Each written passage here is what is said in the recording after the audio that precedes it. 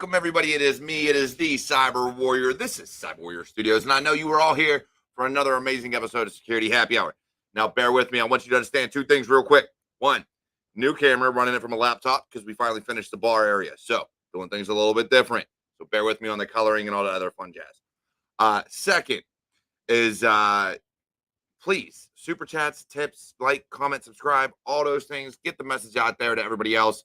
Let people know we're here and we're to go for the best damn cybersecurity talk show on YouTube. That's right here. So bring them in, let them know we're here, and I'll see you in about 10 seconds.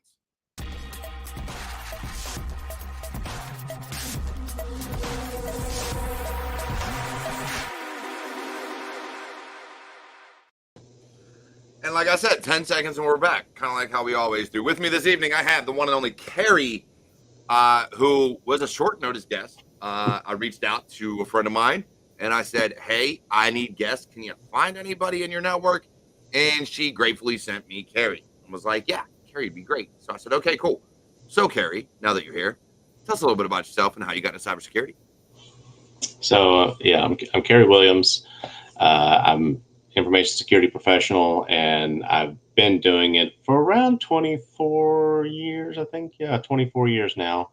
So I've been in quite a bit, or in some aspect of IT. So kind of got into it. Probably it started somewhere in high school, in 1998.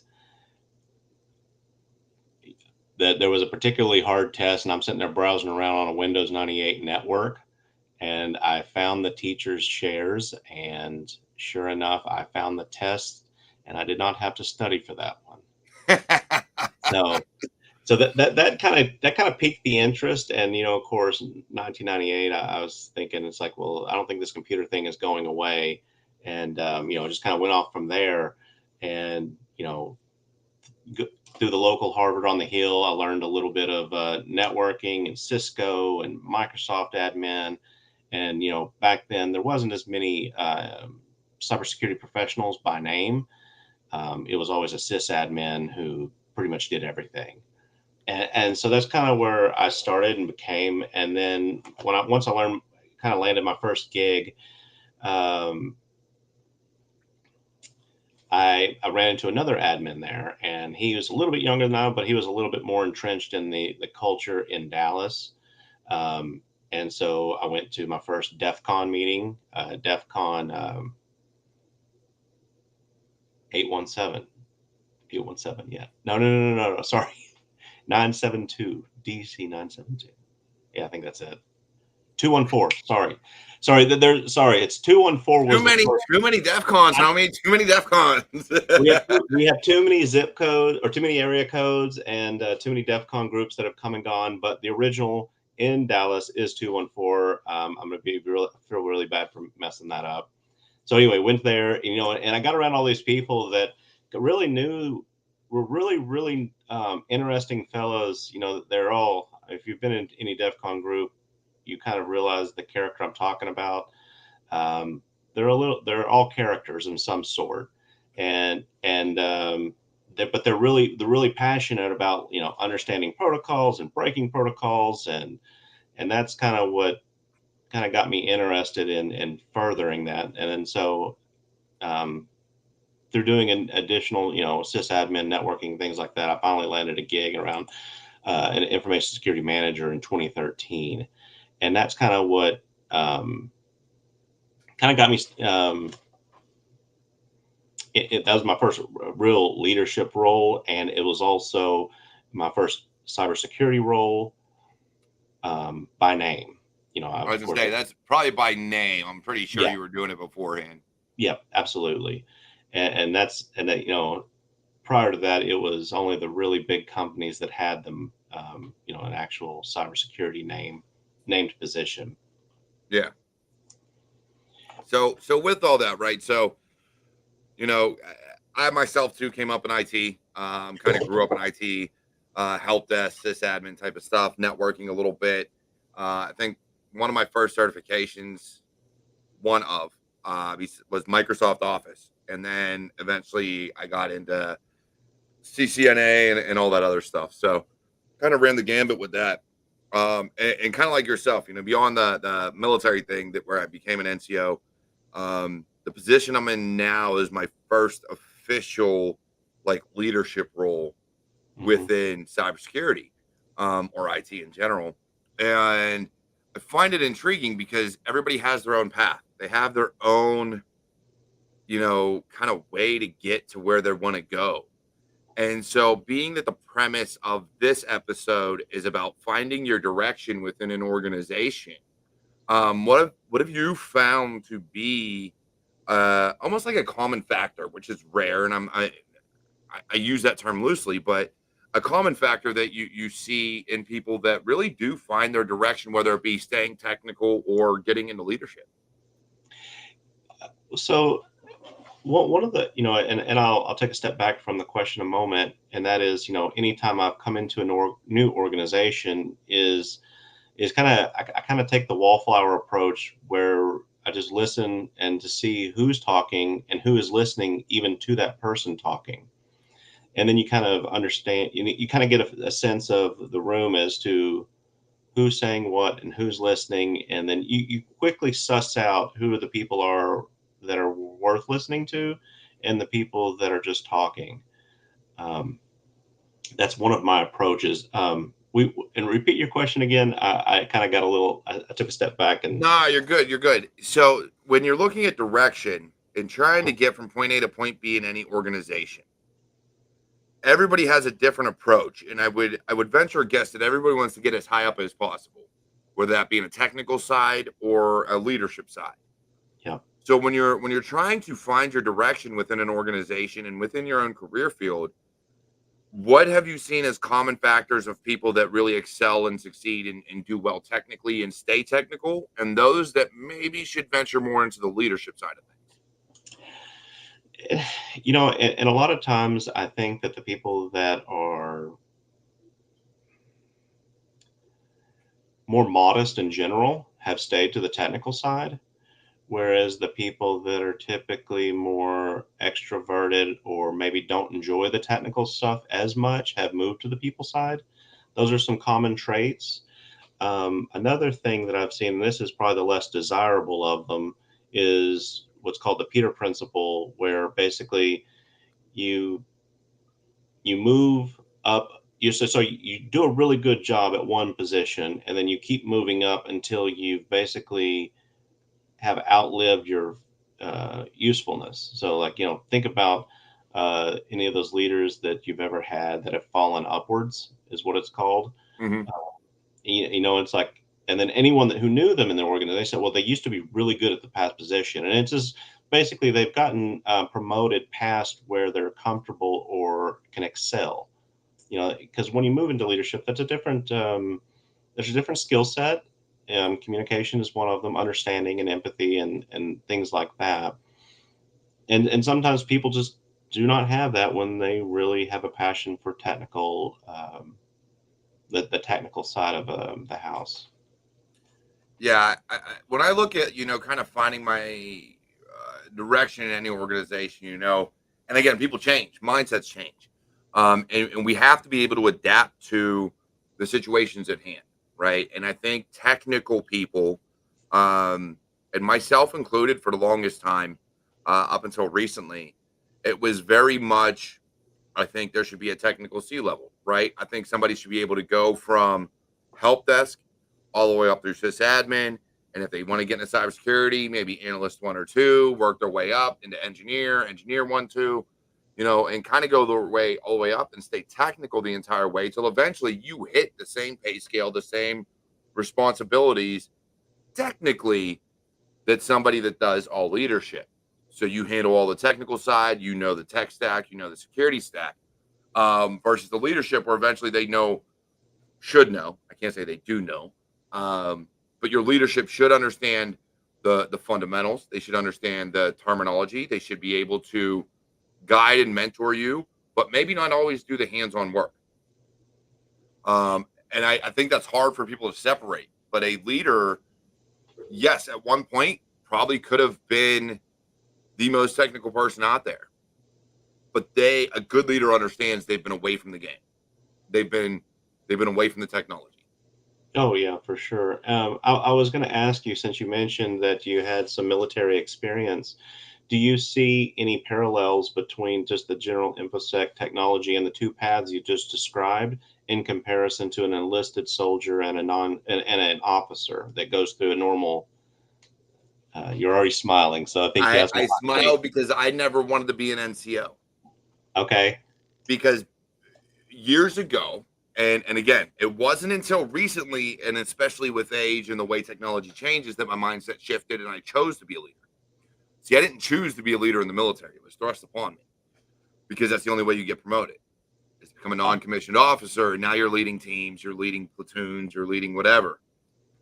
That was never my choice. It was the only way to get promoted. But years ago, the Army had what was called spec ranks, which means you had no responsibility as far as leadership and personnel, but you knew that equipment and your job backwards and forwards better than anybody. So spec 4, spec 5, whatever. So are there parallels? Yes. What I will say is I think some of the best leaders are those that don't want that never wanted that responsibility. And I say that because when I was stationed in Fort Bragg, one of my first duty stations, when I went active duty, I was out there doing the work with the troops. Like my soldiers, they were like, hey, this gear needs put away. And I'm out there moving gear with them. Like, let's go. Well, everybody else is inside, all the other NCOs and team leads and things like that, sitting around just BSing. And they're like, we got this, Sarge. Like, this is our, no. We're a team. We're going to work as a team. That's what we do. Part of that comes to me wanting to stay technical and keep my hands on things. And the other part was I felt that's what it took to be a leader. That's how you get your troops to trust you. That's how you get people to trust you, being able to do the work, or at least willing to. But being able to step back and realize there's people out there smarter than you. And in the civilian sector, that is one of those things that I've come to realize, especially as a manager myself. I want to hire people that are smarter than me. 100%. Let them make you look good, and then it depends on the organization, but sometimes it's just they make you look good, you keep shit from raining on them, and you have some kind of ecosystem and feedback loop that works. It all depends on the organization, but I've definitely have experienced that relationship. Well, it goes back to this: any good leader will praise in public and punish in private. Sure. Or scold in private, or whatever you want to call it. But basically, you will put out there all the praise in the world in public. Privately, if somebody screws up, you're going to have that conversation with them off to the side. So I think when we look at the direction of people and how their verticals or lateral moves and how they go, those that always have to open their mouth will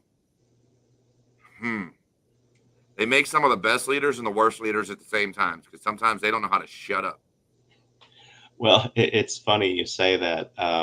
As I was kind of putting together some talking points for this, one of the things I ran across was a Thoreau quote, and that was, "I didn't have time to write you a short letter, so I wrote you a long one." And the point I mean by that is, like, sometimes when you're not thinking and you're just letting yourself blather, is that you run amok when you're thinking and you're writing plainly and shortly, and it's like you can kind of condense down your thoughts to the bare necessities. Mm-hmm. Yeah, well, it was kind of like that meeting could have been an email. Yeah, 100%. That's a simpler and more common. To me, it goes beyond that too, right? So technical people will always be technical, but they don't want to socialize. Well, I can't say they don't want to. With work, they would prefer not to. So it isn't that they don't want to. They have their friends. They have a life outside of work. They have things that they do. Some of them are extreme introverts, especially in our industry. Some of them not so much. They're introverted only until you get to know them.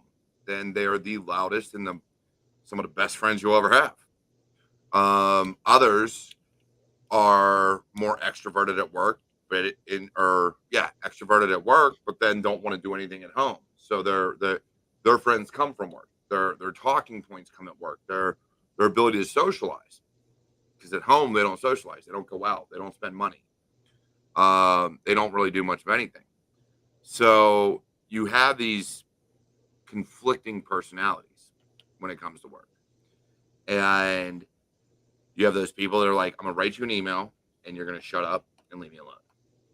And technical people will make it as technical as possible for two reasons. One, they don't want anybody to misconstrue anything they say. And two, because if you have a question, it's already answered in the email. Riff, homie. Reading is fundamental. Learn to read, and you'll get your answer. Then you have the other ones that are like email chain upon email chain upon email chain. Let's just do a meeting, please. Like, please. It's funny because in remote work, those two things are very, very common. To the first one, it's like there's some people that write very plainly and shortly, and they get their point across pretty quickly. And then there's some people that don't read. And to your point, same thing happens. And then before you know it, it's a back and forth, and it's like, just schedule a meeting. This is terrible. I don't want to deal with this. I've dealt with so many different types of people. I've dealt with people where literally I get to the point where I just pick up and call them. I literally get to find them on I'm in an MSSP. So for me, I will find you on LinkedIn because I'm not your CA, right? I'm not your client advisor. I'm literally a practice manager, and I make sure my people are doing their job. And if they are, but I'm sensing some hostility, or maybe someone's getting the feeling that things aren't being done right or things aren't being communicated properly, I'll find you on LinkedIn or I'll shoot you an email and be like, hey, call me. Here's my cell. Let's have a discussion. And they're like, cool, bet. And we have a conversation. That is how I've met some of the best people in the world. Some of the best CISOs and directors and everything else is literally by telling them, pump the brakes. Let's have a talk. I always thought it would be fun, and I didn't watch the IT Crowd or any of those IT type shows when they were on, but I would like if you were to take all the personalities that are currently in an organization, and try to classify them in different ways. I think that would be a fun experiment. Unfortunately, I'm too lazy to actually do it. I think it's because, again, people with certain personality types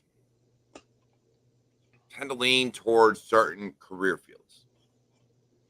It's a stereotype, but it's also kind of true. It is, and stereotypes are usually based in some truth. And like you can go to any organization, and you're going to have the gray bearded Unix admin. Man, they were the worst when I was at the Pentagon. Oh my goodness, I wanted to smack those dudes. And so we have jokes. We had one, and it was always, everyone is destined to become that guy if you stay in IT long enough and suffer enough fools. Everyone becomes that gray bearded Unix guy. Oh yeah. I mean, it might be a different operating system eventually, yes. Right? Yes. As time goes on, but yes, you're gonna have a man or a woman that is literally gonna sit there, and eventually they're just gonna become the old head that's sitting there. They know everything about everything, but want to talk to nobody about nothing, and they just want to do their job. Leave me alone. I'm gonna go home at the end of the day. That's it.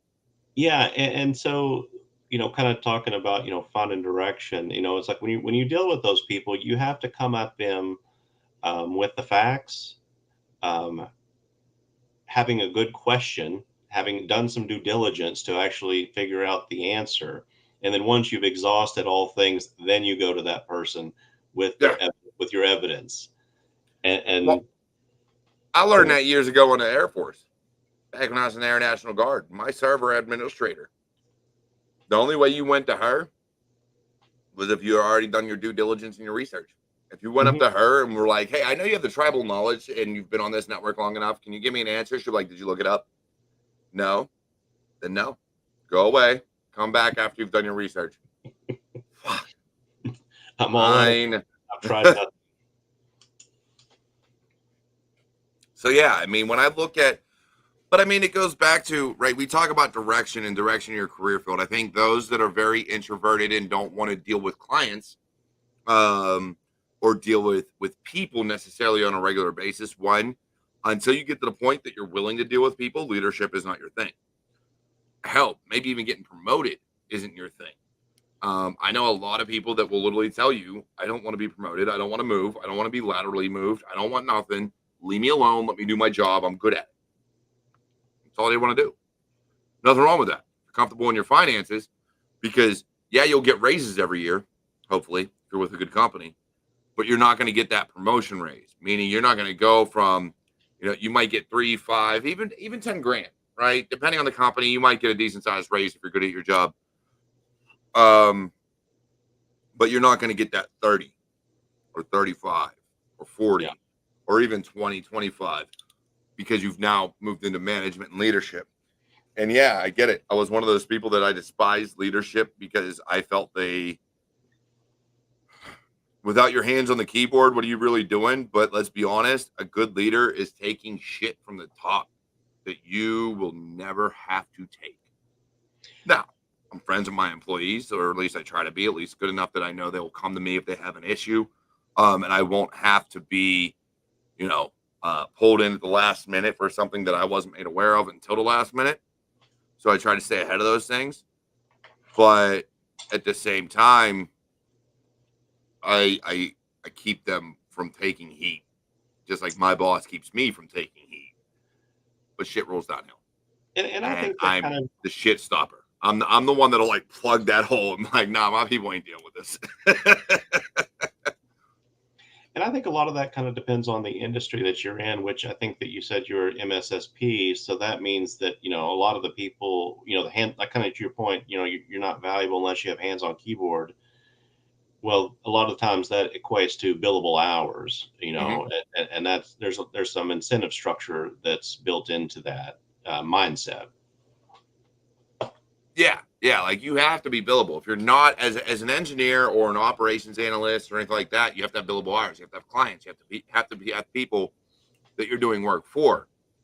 But it is my seniors, our principals. Those are the ones that interact with the clients, or should be the ones.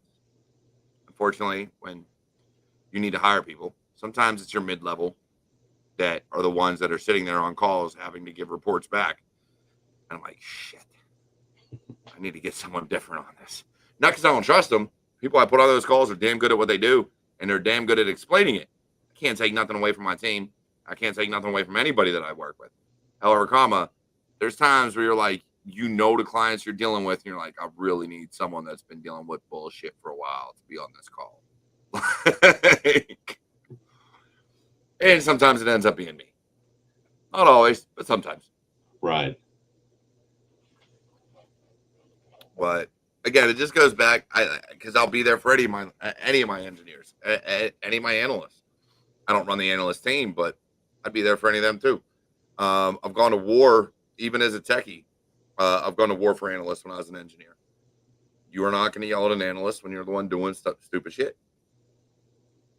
You're the one screwing up. You're not yelling at my people. Not going to happen. But that's the direction I took. And I think, Misha, I'll get to your question in a quick second. I love that question. That's the direction I took. I think everybody's different. Not everybody's cut out for leadership. Not everybody wants leadership. And honestly, not everybody wants to deal with clients. At which point I tell them to stay within singular organizations. Yeah. If you don't want to be client facing, deal with regular organizations. Or if you're a movie character, you're the guy with the shotgun that just stands in the corner. Yeah. So we're gonna put Misha up here. How long do you put someone in a position before you consider them capable of dealing with the BS? You first, Kerry. You first. I think it all depends on if it's someone that's been in the organization, I kind of assess them to figure out, how good they are at dealing with people, reading the room, responding back, general communication skills, things like that. And then the other thing is, it all depends on, like if you're dealing with do they understand the gray bearded Unix admin, how much they understand of the organization, of the room. And that's usually where I usually make that call.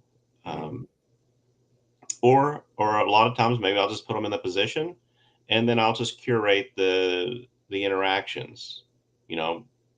And then, you know, I had someone like that. It was a she, and one of the things that she was not very good at was removing.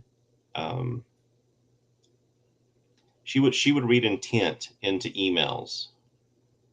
You know, like, can you believe that they said this way? It's like, no, just read the letters. You know, just read the words that are in the email and respond accordingly. That they're not. There's no intent in there. There's no tone. Just read the words. And so it's like it's all, it depends with me. It's based on the purpose, the person, and the organization.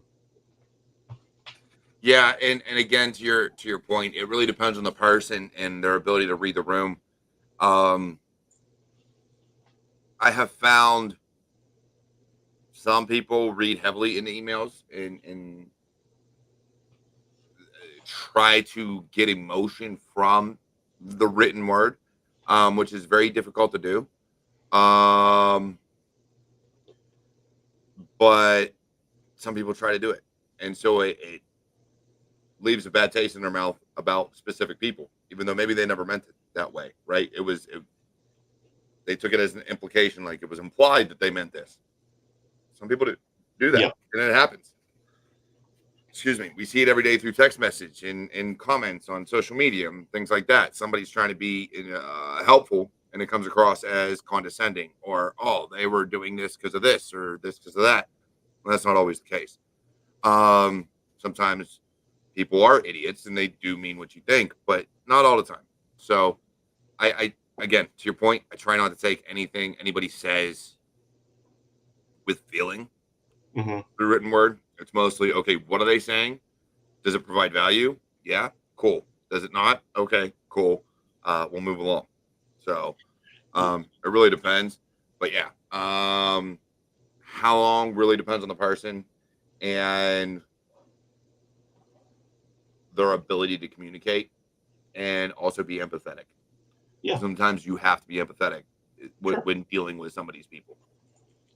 Well, one thing I wanted to add in there, and this is just, you know, one of my pet peeves when dealing an email, and I hate this when anyone does this to me, and that's forward me an email with no context. Like, you know, it's like, is this an FYI? Is this a hey, look into it? Or I just hate the blind, you know, the contextless forward.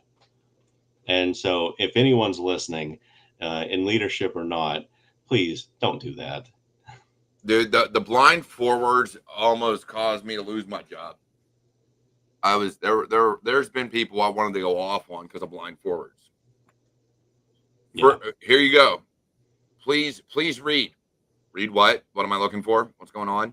I'm not going to read 30 emails to parse out what you want me to get from these emails. It's not going to happen, homie. Sorry. Um, that's just the way I am.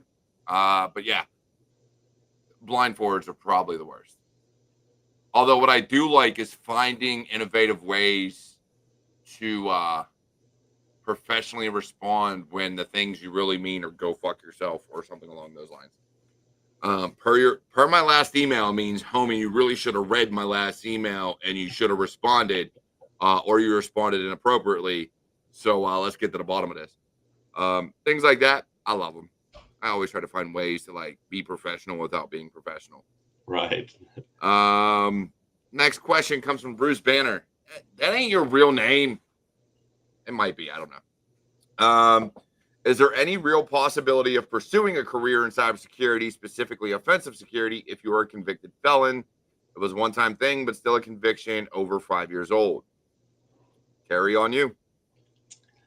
Um, so you didn't specify working for whom and for what purpose.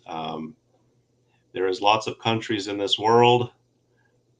Um, they all have offensive security, and they all have different attack vectors and hosts. So if you like, so maybe, so to answer your question more directly, you know, maybe not in the U.S. or maybe not on U.S. customers. I'm gonna caveat that. Okay. not in the government. Well, There's a lot of companies that will, depending on the crime, depending on the actual felony, they may still hire you. Am I going to say it's a real possibility? No, really depends on all the details behind it and what's going on in the world and how bad they're hurting for people. And when you I've get literally into, been denied work because I had a bad credit score. It's not a felony, but well, and when you get into a lot of government regulation, when you start getting into NIST 853 and some of the regulations around any of the regulated industries, background checks are going to be important to them, as well as the cyber liability insurance, and of course, insider threat becoming a more and more real threat. The chances of having a felony, I think, is going to be lower unless you're in a small organization that cannot afford to pay as much as some of the big boys when it comes to pen testers. And it's unfortunate that's the way it is. My advice is start your own company. That you can tell you no. I mean, Bruce, I assume you're a dude based on your name. Get you a wife. Get her to register the company in her name. Get hub status. Then you can be a red teamer. I mean, hey, put it in your wife's name, and they get a lot. They get a lot of benefits too. Yeah. 100%. But yeah, I can't speak to that. I've never hired. I'm not a felon. Never been hired. I never had to hire a felon. It's never come back. I have been denied jobs because of credit score though. So that just speaks to kind of the BS behind everything.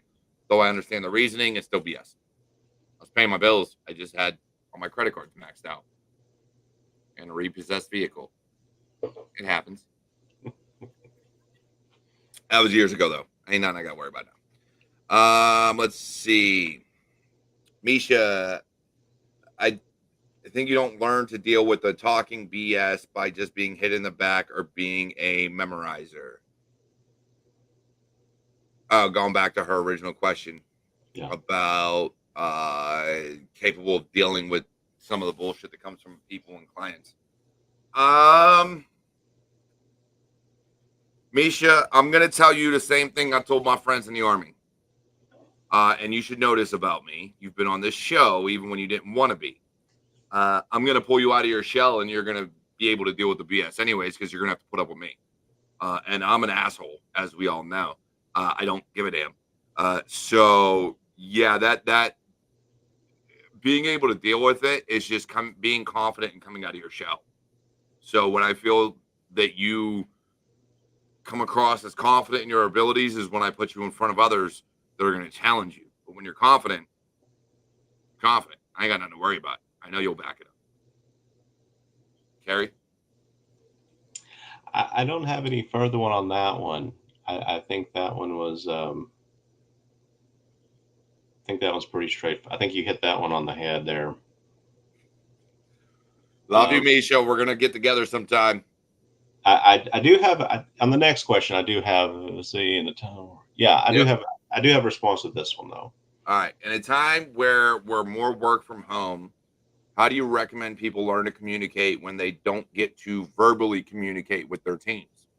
So you have email and Teams, and the occasional Teams meeting or Zoom call or whatever you're on. Yeah, and so I think the pandemic taught a lot of lessons around this question right here. One of the things that I did is basically did as many in-person things, not in person, but did Zoom calls in place of the in-person things. And one of the standards that I set was, if you're on a meeting that would normally be an in-person meeting, have your camera on, because if I've worked with you for 3 or 4 years, it may not be as important to someone who's new to the team that, learns our faces, learns our, general demeanor. And it helps everyone else along learning who you are personally or as a personality. So, it was basically, and if you do want to talk to somebody like you would drop in their office, send them a chat, say, hey, you got time for a video call? And then they have the opportunity to respond in the affirmative or negative, and then proceed accordingly. So I don't think it has to be all text, is all I'm saying, from a work from home scenario. And one of the things that I encourage anyone to go through is GitLab is probably the coolest curriculum. They have a Coursera course, I believe, about working from home, because they are one of the only corporations with no physical presence anywhere. That they're literally a PO box in San Francisco, I believe. So they have I'm only a PO box in Greensburg, but then again, it's just me. So, so yeah, that one's really cool. No, I don't disagree. I find Topless Tuesdays is a great way. No, I'm just playing. I'm playing. But no, what I like to do is literally, for me, I got a few guys that I've made friends with within the organization in a way that we like to vent to each other about some of the BS we run across throughout the months and weeks and things like that. So about once or twice a month, we have a happy hour of our own, usually prior to this show, where we just literally get on a Teams meeting or call or whatever, and just BS and drink. So, I mean, it depends on the personality, depends on the person. But yeah, to your point, random meetings, like, hey, you got time to chat? And you do it the same way you would do it in person. Like, again, to your point, hey, you got time to jump on video real quick. And what I have found is if you turn your video on, they're more likely to turn theirs on. Yeah. It may take them a minute because depending on the environment, depending on the company, they may feel they have to dress a certain way. I show up to most of my meetings looking just like I am. Sometimes I even have on a sleeveless shirt, depending on how hot it is in my office. But very rarely do I try to change what I look like just to talk to somebody on a meeting.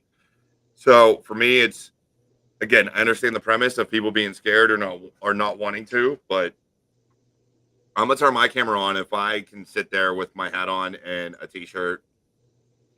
You could probably sit there in whatever you're wearing. Like, Right. I'm not gonna judge you based on it, because that means you could judge me based on what I wear, and I don't always wear some things that you might want to see. Again, you don't want to see me in a sleeveless shirt, but sometimes I'm gonna wear one. It's hot. All right, it's summertime. It might happen. It's 90-some degrees here, and I ain't even in Texas. Misha, I would hope you've judged me. Shit, you've seen what I do online. I'm always on Twitter posting shit for fun. One of the things that I always tell anyone I deal with that's working from home is, like, don't let technology get in the way of remote work. So, like, Yeah. a lot of times people, I think right now that there's a lot of businesses that are trying to force a lot of people back to the office. Oh, judging me too. No shame here. Well, I actually, speaking of that, real quick, not to cut you off. Yeah. I seen an article post something today, actually, where Dell gave employees an ultimatum: come back to the office or else. And like 30 or 40% of their employees were like, I'll take the or else. And what that ended up being is that they said, okay, the or else ends up being, if you don't come back to the office, well, then you're no longer eligible for a promotion. I'm like, then fire me, or I'm gonna go find another job. They're not going to fire you. They're just not going to promote you any further. And it's like, that's not necessarily a bad proposal. No, but I'd go find another job. When I feel like I'm due for that promotion, I'm going to look somewhere else. And that's how you get a lot of churn now. For some people, they don't mind being in their position. Again, we talk about direction, right? We talk about the direction of your career field and the trajectory you want to take. What's going on, Avant? For some people, they get comfortable. They don't ever want to be uncomfortable. So the position they are in, they're comfortable with, and they don't care. And the money's fine for them. For others, they want to move up. They want to do bigger and better. Me, I always want to do more. I always feel like I could provide more. I always feel like there's pieces of the industry I haven't touched yet that I want to get my hands on, that I want to have an impact in. Mhm. One of the reasons I do this show. So for me, I want, if somebody were going to be like, you can work from home, but you're not getting promoted, that's the day I start looking for another job that's going to promote me into a higher position and give me a hell of a lot more money. Because I'm one of those people, and I tell people all the time, go for what you feel you're worth. But if you're not truly looking and somebody calls you, go with something outlandish. I've literally, when I wasn't looking for work, I was making, I don't even know what I was making at the time, but I had told an organization, it called me, one of the recruiters, and was like, hey, we're looking at you for this position. And I said, okay, pay me, I think it was like $100,000 or $150,000 more a year than I was making. And they're like, well, we can't do that, but we're going to give you 25 grand less, but stock options. And I was like, nope. You didn't meet what I said. So like for me, like, again, I get the comfort. I was in there. I had just started with a company. I was doing good. They took care of me. They helped me move. Like, there was a lot of things going for me that I was like, grass ain't always greener. But if all I'm lacking is a promotion, I'm going to start looking, because working from home is now going to hold me back within your company. So I'm going to go to a company that's going to allow me to work from home, because I've not seen an office since 2018, pre-pandemic. Okay, so you're a little bit ahead of the curve there. Yeah. So there's no excuse. I've literally not been in an office since 2018. So for a company to say, "Oh, you have to," no, you don't. I think that some of the I think that there is some leadership that believes that the collaboration could be better, and that could be true. I'm not going to discount that, because people are less prone to actually going through the steps of starting a meeting with someone else, as opposed to stopping by their office or talking to them about something in the break room on a maybe incidental thing that they happen to be looking at a ticket or something like that. At the other end of that spectrum, or that equation, is a lot of the financing of the buildings. They're often based on their rents, is what the commercial properties loans are based on. Yeah. And I'm not good at the math, nor can I probably explain it much further than that poor estimation that I made. But that is, there is a financial aspect to that, which I'm not discounting as well, because there's a lot of it's a basic fundamental block of a lot of the economy, even in stock markets and things so on. Well, I take it back to this, right? Real estate is an industry I'll never understand, especially commercial real estate. I won't even venture to break into that type of industry. You got to have a However, lot of money. as an IT and cybersecurity person, Oh, that has not touched an office since 2018, and there is no reason, with the exception of hardware support, to ever be in an office,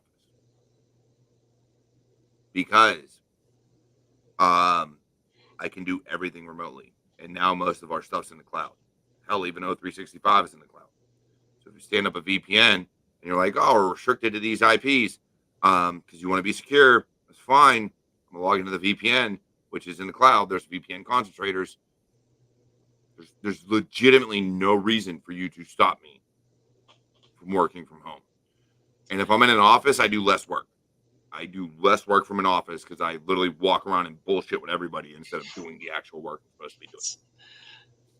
I can see that one for sure. And oftentimes, I think the funny part is that when I do go to the office, which isn't very often, it's often harder to have a meeting, because you don't know who is where. Whereas at home, you just know everyone is going to be on Teams or Yeah. Zoom too. Whereas in your office, like, is this I don't even know where to go. I got to go find this AV equipment that hasn't been dusted off since 2020, and try and figure out how to make this meeting work. And look, don't get me wrong. I'm all for travel. I'm all for going to see a client. I'm all for going and team building, or annual summits and things like that, like I'm all for it. I'm not against it. I actually think quarterly teams should meet up, Yeah. right? So if you're in a cybersecurity, your senior director or director of cybersecurity or whatever should get the entire team together once a quarter, and the company should pay for it. I truly believe that. Team Yeah. building, nothing wrong with that. Yeah. I mean, I think that's reasonable.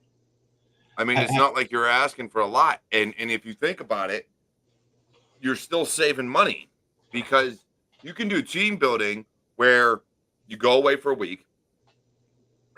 3 days is work and processes, and you're working together as a team to collaborate and do all these other things. And the other 3 days or 2 days or whatever it is, it's just having a good time. It's just getting to know each other. It's, going to summits or play top golf or, find your tribe within that organization of people you can get along with. And hey, we're going to take 2 days to just, let's go do whatever you pick. So I think I don't think there's absolutely anything wrong with that.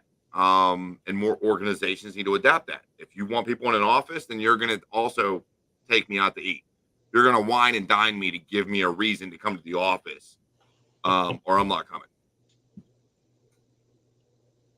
Have you, a little off topic, but we were mentioning the places that to meet up at. Have you actually been to the Wild West Hacking Fest? Dude, the only conference ever been to that wasn't, I've been to Logarithm, Rhythm World in Denver, Colorado. I did that when I was still working for Presidio.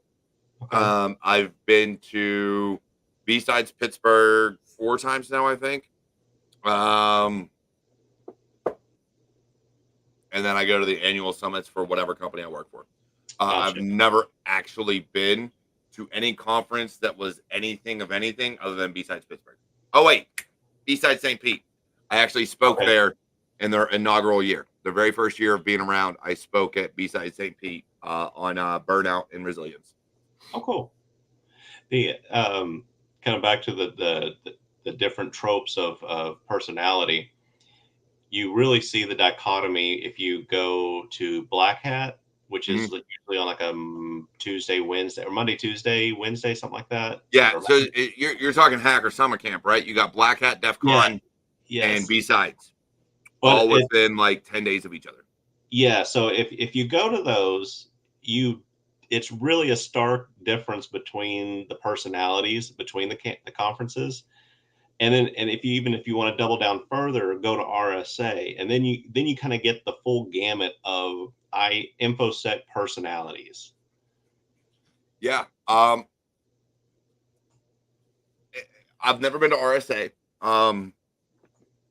But I feel the same way about RSA that I do about most of these larger conferences now. Now it's all commercial. It's all about the vendors you can sell. Yeah. B-Sides is where I find value. Or even Wild West Hacking Fest. I've seen a lot of talks, a lot of things from there. Wild West Hacking Fest is pretty solid. And there's a few others, but it's more your smaller conferences. These larger conferences that have like $1 million sponsors, like if it costs $1 million for a sponsorship, I'm sorry, I don't want to go there because your entire conference is going to be about that. Well, and that's I wanted to, in my little notes here, one of the things I wanted to mention is like my first real gig, was probably in 2002. So pretty much everyone in IT wore some kind of khakis and a tie, and usually had like a BlackBerry or a Palm Pilot on their hip. And so Don't judge me. I used to. Don't judge me. I had a BlackBerry. And the thing that was funny to me is that it was the first intro into what I call, or I think it's a term now, is bullshit bingo. And bullshit bingo, we would really pull out these cards, and then it was more just for fun. But and some of the words back then were synergy, leverage, paradigm shift. Like those were those. Look, synergy is such a bullshit word. Such a bullshit word. And yeah, I know. Again, new camera. I'm standing up. I gotta like readjust myself so that the camera can see me. Yeah, synergy is such a bullshit word. AI, bullshit word. I'm sorry. The marketing buzzwords can all go out the window. Every last one of them. And I wanted to tie that back into, because, InfoSec used to be something very different until all this marketing and people saw how much money could be made within this line of work. And then, of course, you get this full plethora of marketing words, and just for fun, I went ahead and, went to Chat GPT and said, "Hey, give me some marketing buzzwords out of InfoSec." And there, of course, there was it's like, is this thing ever going to end? I mean, it just rattled them off. That one was a fun little experiment. So, Kerry, this is what I want to do, right? So we're at about 9 till the top of the hour. I'm gonna give you the floor. So all advice Uh-oh. you can give. I got a lot of newcomers that watch this show. That's kind of the premise of the show, right? That's what we want as newcomers to get into the industry. I want people that can replace me. All right, one day I want to be able to get promoted and want people that can replace me. So we need to get more new people into the industry.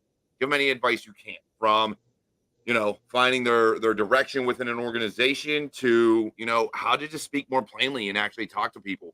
But the floor is yours, and I'll let you go. Yeah. So some of the things that I would focus on is, first of all, is be curious. If you really want to be an InfoSec, you got to learn protocols. And protocols is just how things work. It's always it's just a method. It's like TCP/IP. It's yo sup. Let's communicate. So learn protocols, for whatever you're interested in, whether that be DNS, TCP/IP, SMTP.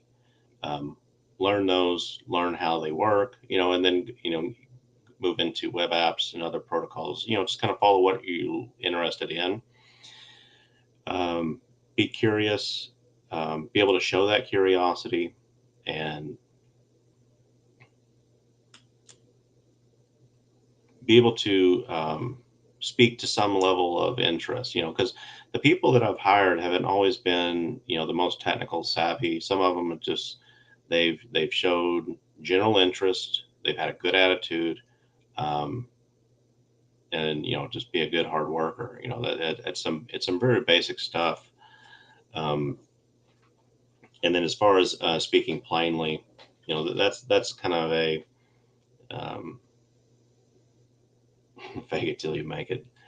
I mean, I don't even think you have to fake it. I just think that just being honest about things is it makes a world of difference, at least to me. You can always, like I said, if you have the basic skills of communication, and was that a pee break?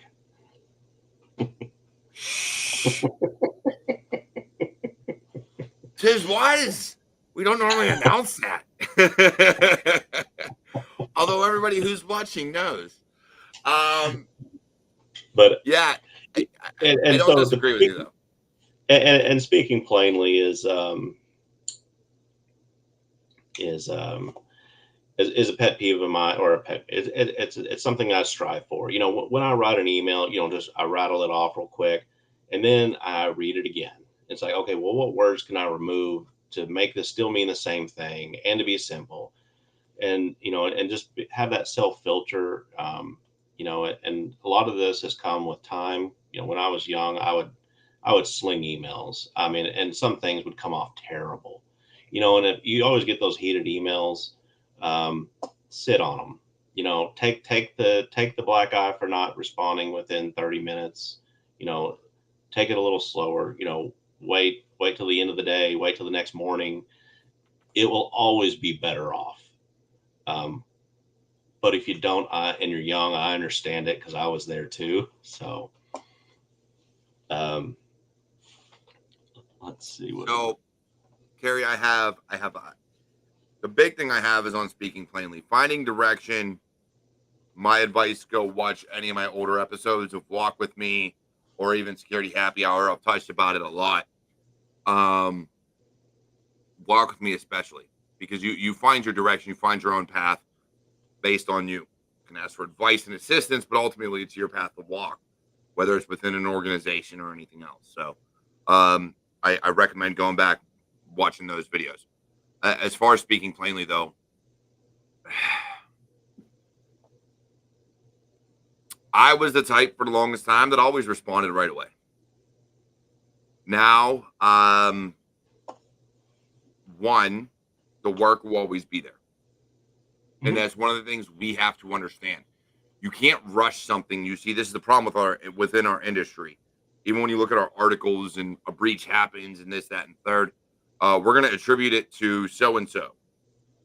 Dude, the breach just got announced like 30 minutes ago. You haven't even looked at it yet. How are you going to attribute it to somebody? Where's the facts? Where's what's going on? So we are too quick to respond without actually knowing everything. And so when you're looking at emails, unless somebody's like, hey, can you give me the details about, I don't know, where the MDE install is? Okay, you can do that, right? That's a relatively quick response you can give that gives the kind of details that you need to make.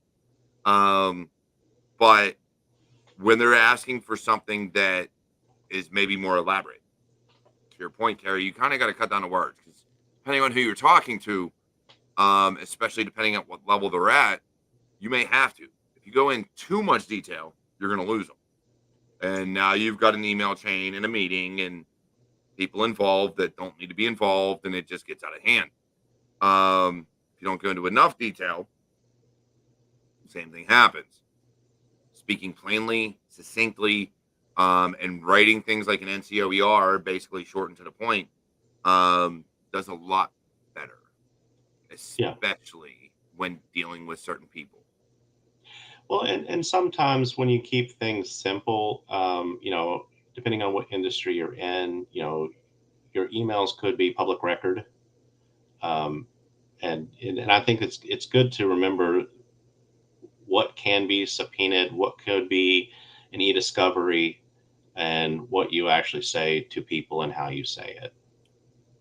I like the saying KISS, keep it simple, stupid. Mm-hmm. I'm all about that, because, and I, as a veteran, as a soldier and an airman, I always like to say I'm gonna break it down like a Marine, Marty style with crayons, like you're in kindergarten. So that's how I like to break things down. What's your favorite color to eat? Look, I was a soldier. Mine was MREs, and it was Skittles. As a Marine, I know a lot of people that like the red crayon. I have a lot of Marine friends that their favorite flavor was red. I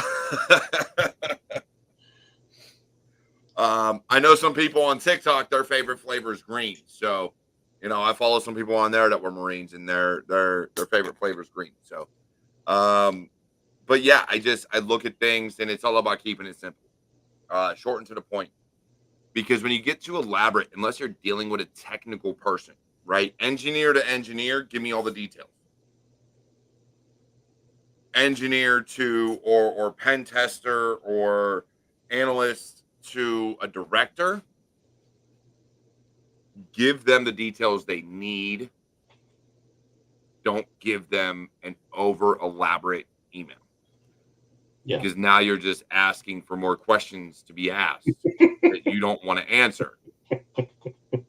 100%. And do not ever pull up an alert that you have not looked at yet in front of a director to show as an example of something and how things go, because then it turns into an incident that you don't want to deal with right then and there.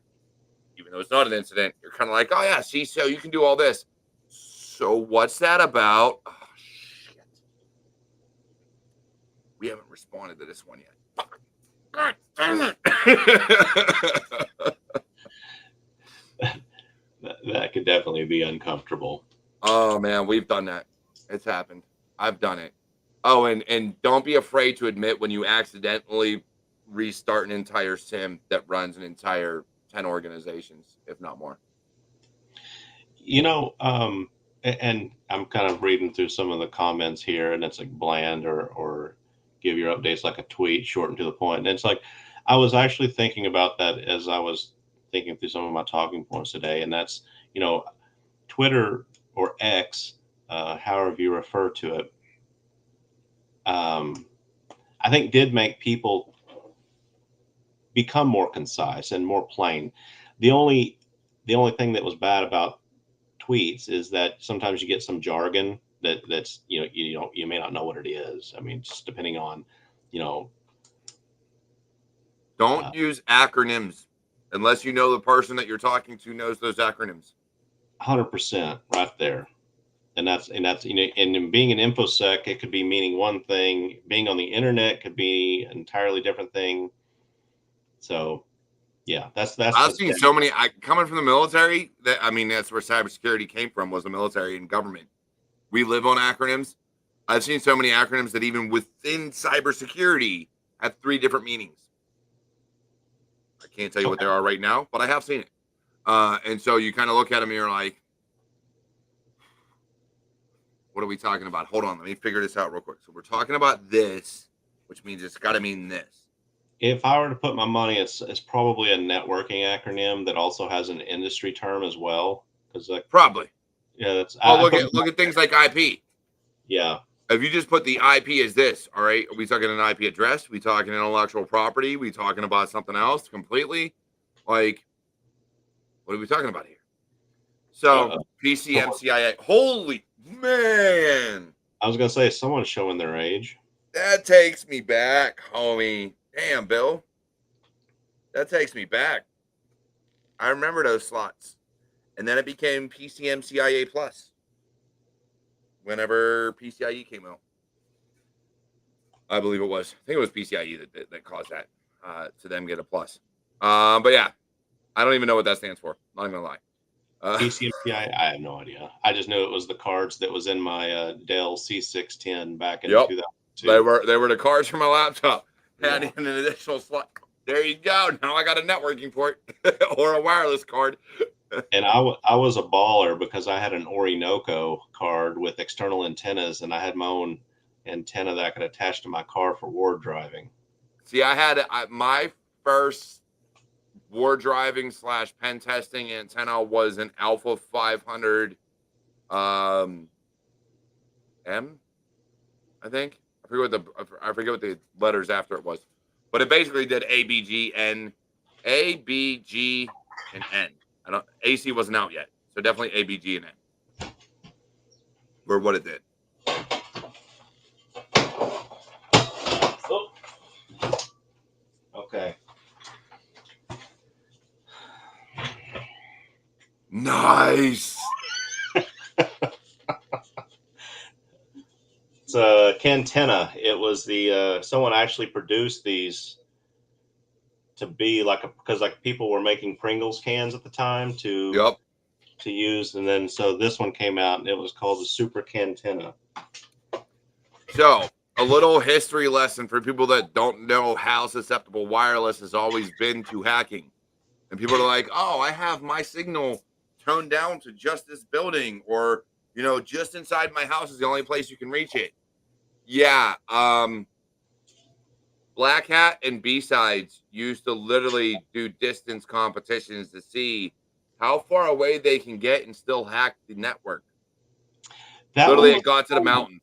I think they got to 110 miles through the desert. Yeah, it got to the mountains, and then they couldn't go any further. Not because the antennas couldn't do it, but because at that point they're going over the mountain, and you're not getting through a mountain. Yeah, to be able to do it.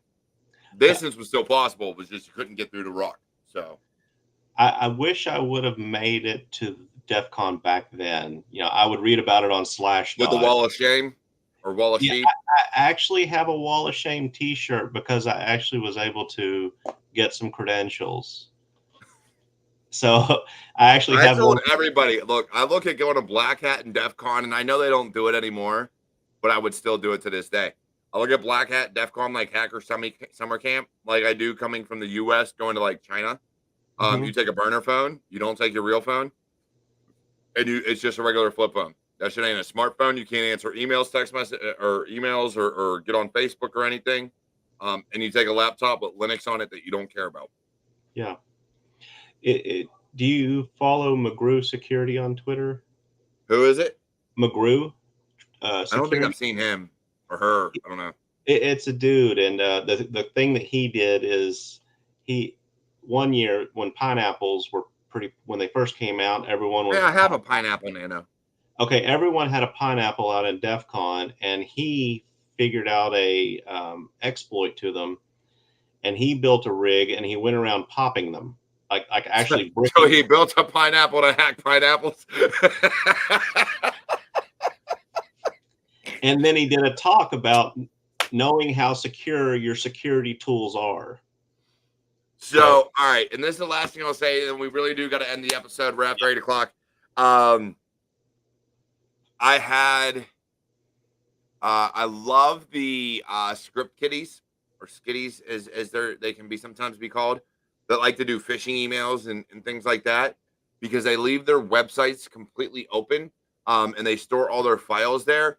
And so now you have backdoors, and you can actually see everybody that they popped, because it all gets stored there. And then you get to tell the people that you found to go change their credentials, because you now found it on this site. Yeah, no, that's There's so much directory traversal on these sites of people that are just like, oh yeah, I'm gonna use this SE toolkit and buy this domain, and it'll just work. And now I access your entire domain and use, directory traversal, and I can see everything you're doing. I can even see the scripts you're running. Like, I've literally brought down sites just because I'm like, you're a piece of shit. So I just bring them down. I literally just destroy them just for fun. So I tell people, send me your sites where you know they're phishing sites, because I'm going to just go through them. I'm literally going to have fun and go ham. Bill, not me. No, somebody sent me a site and said, hey, I found this. Can you do anything with it? And I said, yeah, sure. I got all the information from it and then sent it to the people individually. That's literally what I do. No, Misha, we are going to go to war. Pineapple does not belong on pizza. But look, hey, anyways, I love you all. If you want to get into cybersecurity, go link up with Kerry. His contact, the way to get a hold of him is in the description below, and YouTube, LinkedIn, Facebook, anywhere you go. You will find that. As far as I go, look, there's a Discord server in the description of the YouTube video, of LinkedIn, of Facebook. Go ahead, connect with me on Discord, Twitter, Facebook, Instagram, LinkedIn, you name it, everything's there. And if it's not, you can always check out cyberwarriorstudios.com for all the ways you can support the channel, as well as connect with me and see all the other content I do, which I will eventually get back to. It's just been a while. I've been busy. Again, married, 5 kids, full-time job, and this show. I got to find time to do more shit. There needs to be more hours in a day. But look, otherwise, I love you all. Take care. You're all my warriors. You're all my family. And I'll see you next week with another amazing episode of Security Happy Hour.